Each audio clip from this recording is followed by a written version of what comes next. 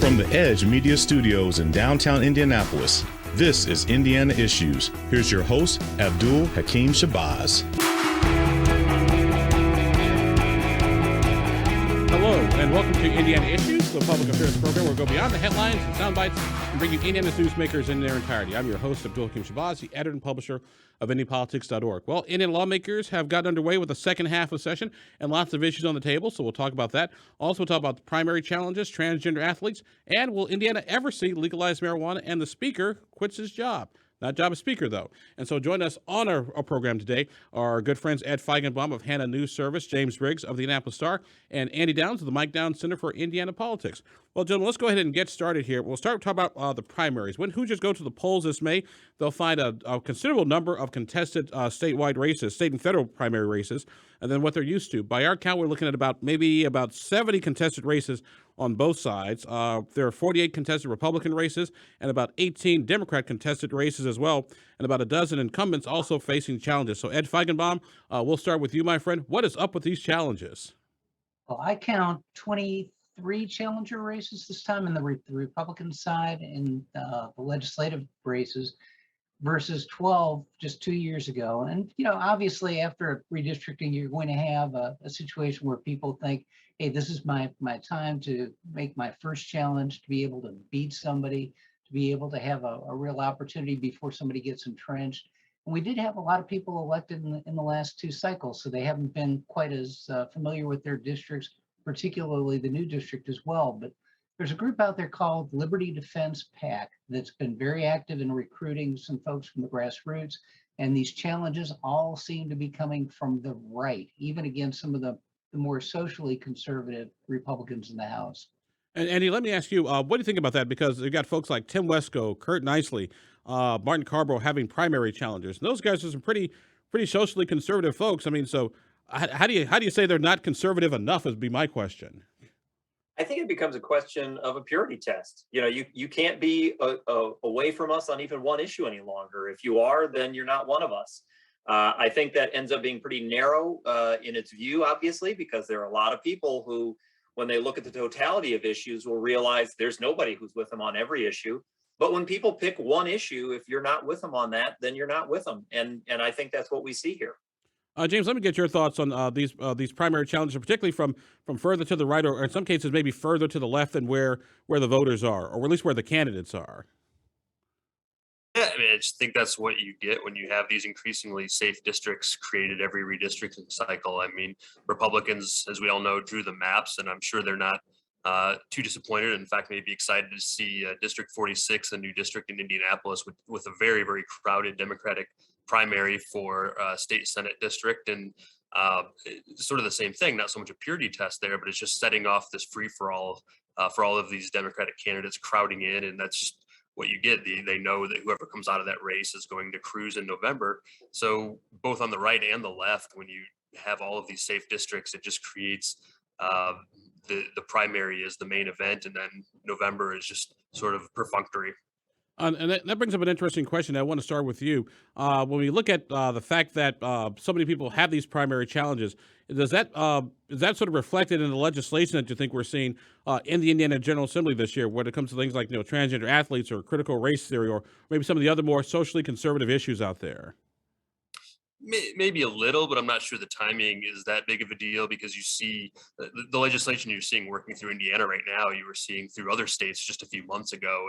And certainly in those cases, it wasn't timed for an election per se. So I think what happens in Indiana is a lot of national issues just sort of make their way here after the first of the year every year. So I'm not sure the timing of elections, primary or otherwise, really plays that big of a role in precisely which issues are going through the General Assembly. And let me get your thoughts on that. Due to the fact that some folks are having primary challenges, they want to maybe prove their conservative credentials by maybe offering up legislation that otherwise they probably wouldn't in a non-election year. I think there is something. I agree with Jim that for the most part, what we see is the manifestation of what's happening at the national level. However, there's one other factor I think we have to look at, and that is the election calendar. Quite frankly, it's hard to know who might be primarying you, even if you want to try and avoid that, because the deadline comes in February. So for some legislators, they have to introduce that bill immediately because that person who's thinking about running against them in the primary is going to make their final decision by, the early to mid-February. I think that's another factor in the reason that this may not be the best explanation for some of the legislation that's a little further to the right. But I agree with Jim. A lot of it is just that's what's on the national agenda, and it's a whole lot easier to find sample legislation from other states right now that can be brought into this state. Information is just so pervasive and easily obtainable by people. Which brings up another interesting question, Ed Feigenbaum. Like I said, you've covered this place a lot longer than all of us have. Is it time to move the start of session date until after the February primary? The February filing date, you mean? Yeah. Okay. Well, that's something that can be considered, but you always see changes in those things in other states too. I remember when I lived in Kentucky, there was a year, I think it was 1983, where the new governor wanted a tax increase, and the legislature said, we're not going to vote on a tax increase until after we see who's running against us. So they changed the filing date for that session, and then as soon as they saw who was going to be filing against them, they said, okay, yeah, now we can consider this. Obviously this year we've got a little bit more of a complication too, because the primary is so early this year. It's May 3rd, which is about as early as you can get when you're looking at the first Tuesday after the first Monday in May. And that also drives up the filing deadline. But I think that it's more the votes and the rhetoric than the introduction of the legislation that's affected, because I think as James and Andy said, yeah, absolutely, this legislation was going to be introduced regardless. It's just a question of to what extent it was really advocated, how hard it was pushed, and who ended up voting at what points on this. Remember, we still have the opportunity to see other votes cast as we get closer to the end of the session, and as this legislation gets changed, perhaps by a more moderate Senate and House Republican leadership. You're watching Indiana Issues. I'm your host, Abdul-Hakim Shabazz, the editor and publisher of IndyPolitics.org. Our guests today are Ed Feigenbaum of Hannah News Service, James Briggs of the Indianapolis Star, and Andy Downs of the Mike Downs Center for Indiana Politics at Purdue University, Fort Wayne. Jim, I want to change gears a little bit and talk about another issue that Indiana lawmakers are facing. That is the issue of transgender athletes. The state of Indiana could face some litigation, we found out earlier this week, if it passes a bill banning transgender athletes from participating in high school sports. It's House Bill 1041, offered by Representative Michelle Davis of Whiteland. Davis repeated her opening from a January 24th House vote, saying the bill would protect fairness in girls' sports, and she cited her own experience as an athlete in her K-12 schooling. The ACLU says if any lawmakers pass such a bill, they will sue and likely be successful in court. Andy, let me start with you.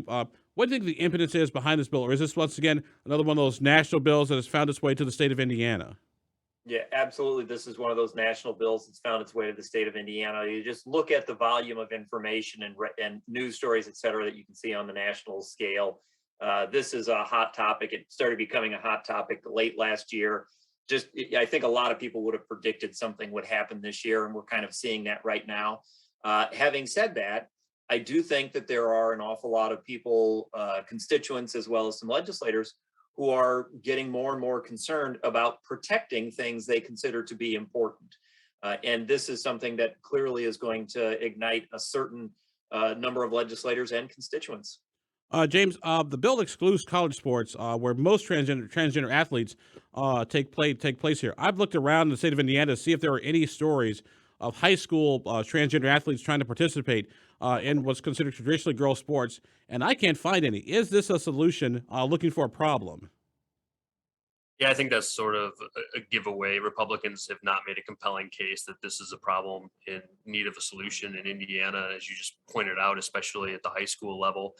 This, to me, is an example of cruel and unnecessary messaging to constituents and, going back to the previous discussion, perhaps Republican primary voters.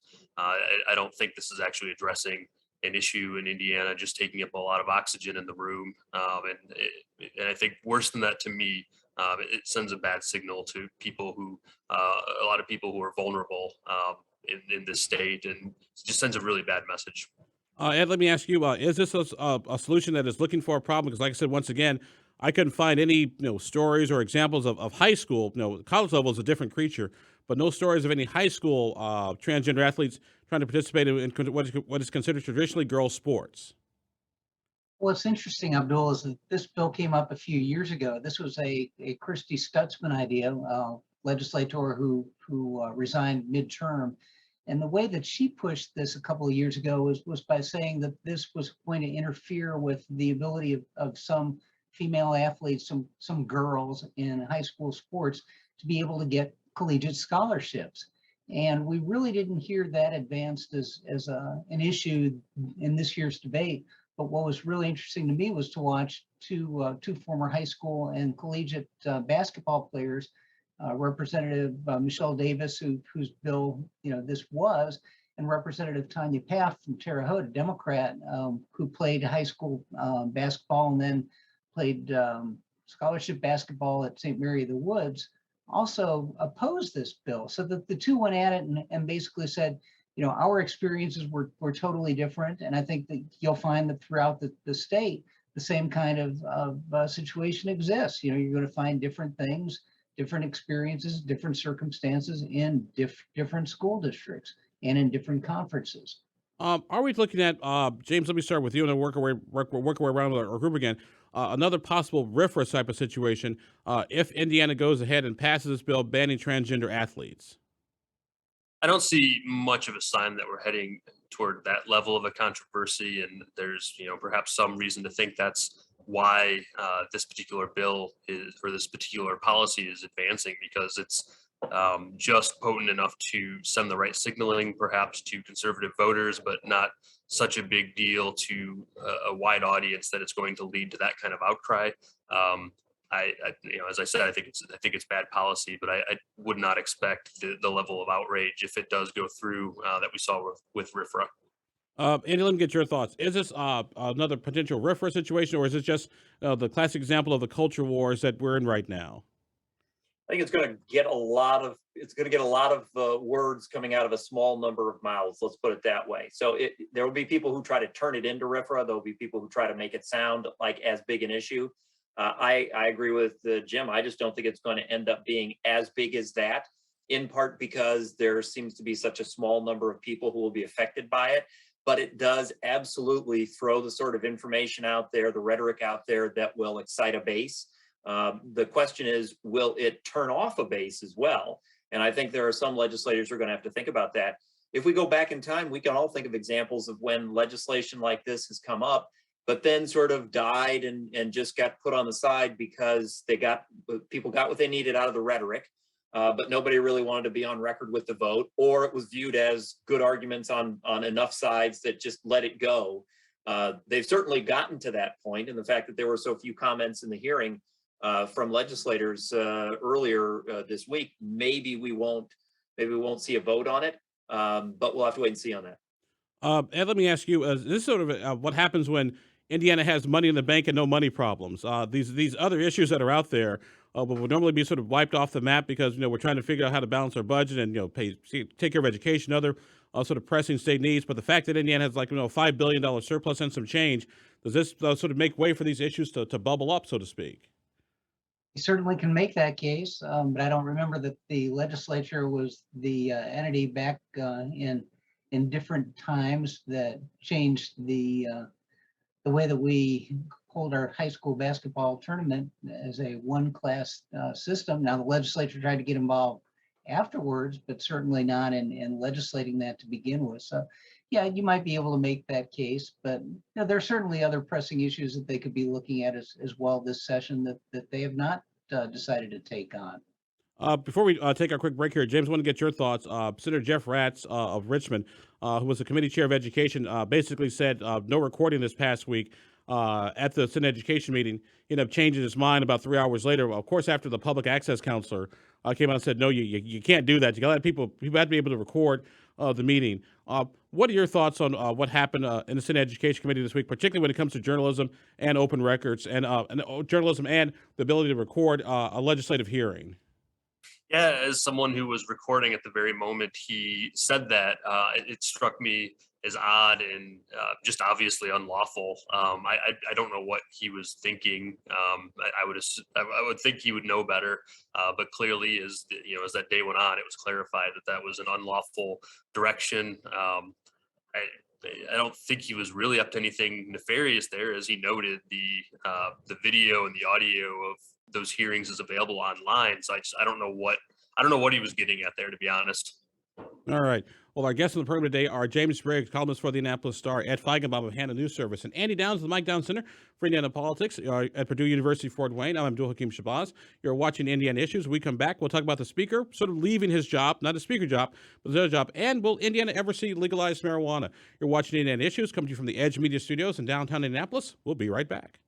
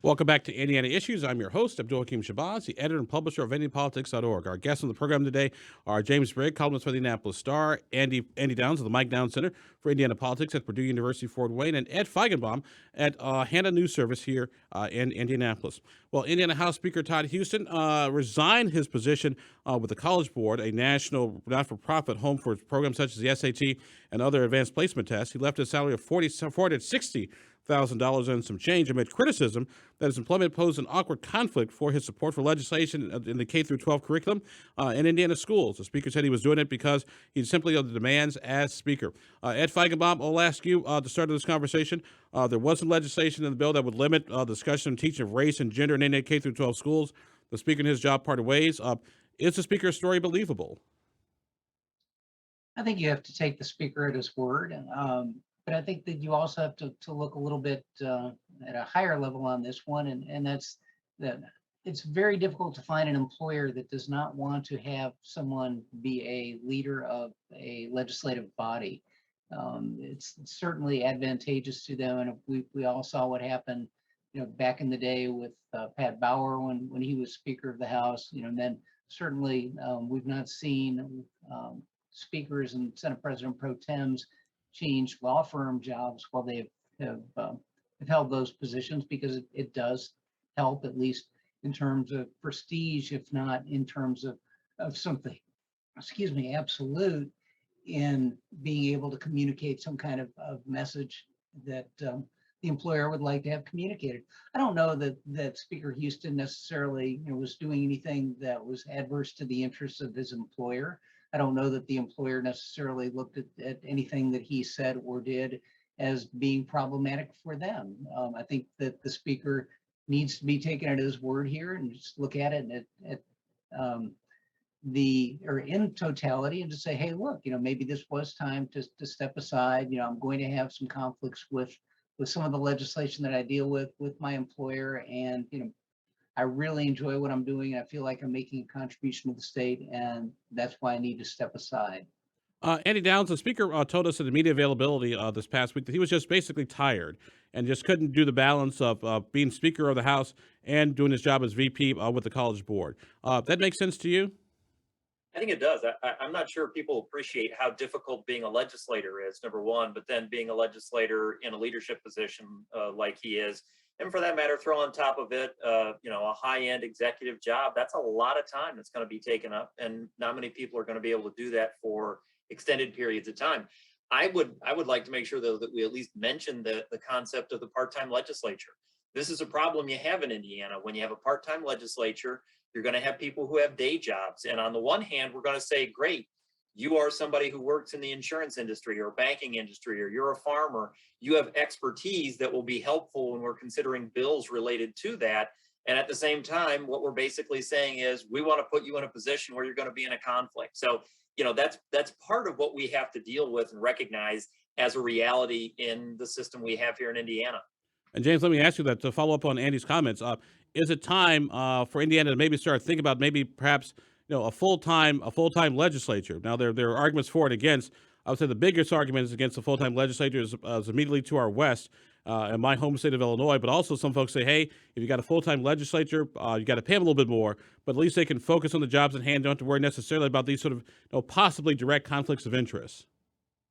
I just don't see that as a very feasible conversation in Indiana, and I especially am not sure that Speaker Huston would be the right instigator of that conversation. I think it's important to keep in mind the context here for when we talk about conflicts of interest. I think there's been a little bit of a misframing of this. Like, yes, I think it's legitimate to talk about conflicts with regard to Speaker Huston, but normally when we talk about conflicts of interest, we're talking about a legislator using their government power to enhance their private interests. And I don't think there's any indication that that's what was happening here. I think to the extent that Speaker Huston had a conflict, it was between him and his employer, and they resolved that situation. But I think the much more concerning conflicts of interest occur when someone is perhaps maybe a member of the Indiana Building Association and they're pursuing legislation to weaken wetland protections, or that's generally the kind of really concerning conflicts of interest we see in Indiana. And I don't think this is that kind of situation. And I think it's important to keep that in mind in this discussion.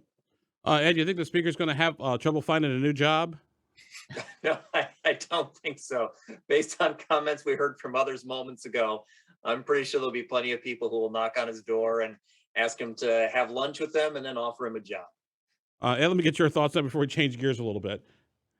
Yeah, I think Andy's got the point correct there, and we've also seen some legislative leaders in the past who have had some problematic clients, people who have come to them because they aren't necessarily a leader, and some legislators in leadership positions who've been in consulting businesses where we don't necessarily even know who all of their clients are. At least when somebody has one particular employer, such as Speaker Huston with the College Board, you know who to look for and look to, as opposed to with a law firm or some kind of consulting group where the clients can be myriad and undisclosed. If you look at the personal financial disclosures for legislators, some of the attorney legislators say that they are not required to disclose, or they're forced not to disclose by the Supreme Court disciplinary rules the names of their clients, and others quite readily disclose the names of their clients. So even that is not necessarily looked at in the same kind of perspective by everybody in the same position. You're watching Indiana Issues. I'm your host, Abdul-Hakim Shabazi, editor and publisher of IndyPolitics.org. Well, gentlemen, there were 40 bills this session that would have legalized marijuana in one form or another or decriminalized it. Only one sort of made it through, and that's the study of medical marijuana, which basically means marijuana legislation, at least for now, is dead for this session. So, Andy Downs, let me start with you. Do you think Indiana will ever see legalized marijuana without having to drive to Illinois or Michigan?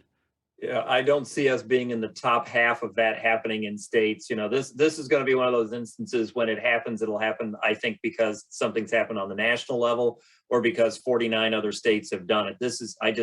It's hard for me to imagine a situation in which this would happen in Indiana. James, let me ask you, because Indiana is surrounded by Illinois and Michigan, which are both medicinal and recreational marijuana. It's legal in Ohio for medicinal purposes, but you got to be an Ohio resident. Does Indiana just stick out like a sore thumb, or who's just doing the right thing by not legalizing it? I don't have any predictions on timing, but I think it is a matter of time before Indiana gets there. I don't know that looking to our neighbors is very informative, but if you just look at the way public opinion has moved on this issue over time, there's just a really clear direction there. I hate it generally when people use the phrase of being on the wrong side of history. I think people pull that out as a bullying tactic, but on this case, I think the line is pretty clear on marijuana that eventually, if you're a policymaker who opposes the legalization of marijuana right now, you're probably on the wrong side. And eventually, I think Indiana and other states that are holding out will get there, or perhaps there will be some federal answer to that question. Indiana just got Sunday retail alcohol sales, so why not legalize pot? Just like single class basketball, right? Yeah, big policy change, important policy change. I think James has it right. We've seen some trend lines in terms of demographic changes in the state that have led to differences in attitude on some pretty big issues. I think, many years ago we would have, or not so many years ago, we would have said we'd never see legalized same-sex marriage. We'd never see a hate crimes bill here in this state. But we've seen how things have changed in the polling, and I think that this is another one of those issues where, if you look at the polling in particular by the Ball State Bowen Institute, you do see a trend line that's going to certainly peak pretty soon and peak at the highest level as the baby boom generation dies out and the now when you say highest level, you say high as in level, not high as in high. I just want to make sure everybody understood that. So to speak. I think that, we're getting to the point where it can't be ignored. And, there are almost 40 states that have legalized it. And I think, once the federal government says, okay, they've already said we're really not spending any money to enforce those laws on a criminal level. But as soon as they say that, we're removing this from Schedule 1, that, you're going to see the governor, for example, say, hey, it's okay with me. His objection has been based on federal law, not anything else at this point. Andy, let me ask you, why not? Why do you think was sort of the hesitancy, maybe not necessarily to legalize marijuana, but at least put a system in place where you have a regulatory scheme of growers and distributors and retailers, who can grow, what grow, how much you can put, and put that in place now, and then that way when marijuana does become legal, which we all think is inevitable, all lawmakers have to do is just basically flip a switch. That would make sense. And when you look at the amount of work that the legislature gets done in any session, they're passing 20 to 30% of the legislation that's introduced in any session. They don't really set themselves up that way under normal circumstances. They don't necessarily say, we see something coming down the road, so let's set up a regulatory structure. That's just not the way they work.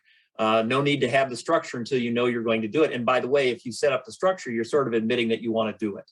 And that could be used against some legislators as well. I think, everybody here has agreed the trend line says this is going to happen at some point, but still setting up a structure, doing anything that looks like you're getting ready for it will be perceived as you're getting ready for it and you think it should happen. I just don't see that happening here.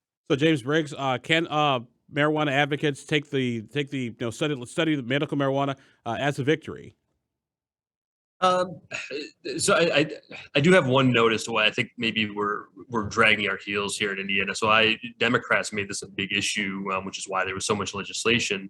And I wrote about how I think that's a good issue for Democrats. I think they're following polling on this issue. But when I wrote a column about that, I heard from a lot of conservatives who were very angry about the idea that marijuana would ever be legalized. So I do think there's a big drag within the Republican Party. There's a very strongly held view by an increasingly small percentage of conservative voters who I think are holding Republicans to move slowly on that issue. And I don't see any real short-term victories here in Indiana, but I think eventually when that dam bursts, it'll happen and Indiana will move on. But I do see that there's a lot of conservative voters in Indiana who are not excited to get there, and that may be part of the reason why we're not really moving. You're watching Indiana Issues. I'm your host, Abdul-Hakim, editor and publisher of IndianaPolitics.org. Gentlemen, we come to the end of our program where we look at our political prognostications. We ask you folks to look into the political ether and let our audience know what you're watching, what you're paying attention to, or what big trends are coming. James Briggs, we'll start with you. Yeah, so I'm going to say something I would not have thought I would have said maybe 6 months or a year ago, but I'm really interested in the U.S. Senate race. We got a little clarification in recent days that it looks like we're going to see Republican Senator Todd Young go against Democrat Tom McDermott, the mayor of Hammond, Indiana. I really expected a boring race in which Todd Young rolled over whoever the Democrat happened to be. What I think we might get is an interesting race in which Todd Young rolls over the Democratic candidate. I think Tom McDermott is going to make things interesting, not necessarily close, but I do think he's an interesting candidate who has some Trumpy tendencies. He's going to make some headlines. He's going to say some things that maybe make the race a little bit uncomfortable for Todd Young in the way that very few other Democrats would have the potential to do. So I think we're actually going to have an interesting U.S. Senate race in Indiana. Andy Downs? I agree with what was just said. And I also want to point out that just about everybody in the state has an interesting House or Senate race near them because of redistricting. So for example, just to my west, there is an open seat. And so it's always interesting to watch those open seats. That's part of what I'll be looking at. And Ed Feigenbaum, what do you see in the political ether? Well, I'm still watching one particular aspect of the legislature right now, and that's that the move toward regulatory rollbacks. And that also kind of ties in with the primaries and all the personal freedom candidates and the liberty interest candidates and folks like that. That also makes me wonder whether, marijuana's time for legalization is going to come a little bit quicker than we think if we get the libertarian leaning legislators in the Republican Party to outnumber the ones that are just considered to be social conservatives. All right. Well, our guests on the program today have been Ed Feigenbaum of the Hannah News Service, Andy Downs, the Mike Downs Center for Indiana Politics at Purdue University, Fort Wayne, and James Briggs, columnist for the Indianapolis Star. I'm Abdul-Hakim Shabazz, the editor and publisher of IndianaPolitics.org, coming to you from the Edge Media Studios in downtown Indianapolis. Thank you for joining us, and we'll talk to you next time on Indiana Issues.